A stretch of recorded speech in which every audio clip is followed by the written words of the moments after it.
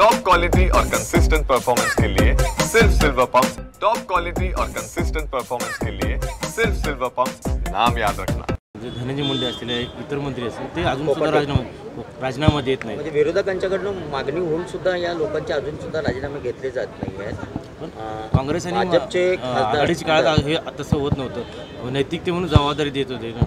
नाही, त्याचं आत्मपरीक्षण सत्ताधारी पक्षांनी करावं, त्यांच्या पक्षातल्या नेत्यांनी करावं, आणि म्हणून आता ह्या सगळ्या बाबतीमध्ये मी काही कमेंट करणं योग्य म्हणत नाही। पूर्वीचा काळ वेगळा होता, नैतिकता मानून अनेक लोक स्व इच्छेने जबाबदारी स्वीकारून काही गोष्टींची जर ते प्रकरण सिद्ध झालं असेल तर त्या ठिकाणी राजीनामा द्यायचे। पण सध्याच्या राजकारणात विशेषतः सत्ताधारी पक्षात नैतिकता शिल्लकच नाही असं आम्हाला वाटायला लागतं।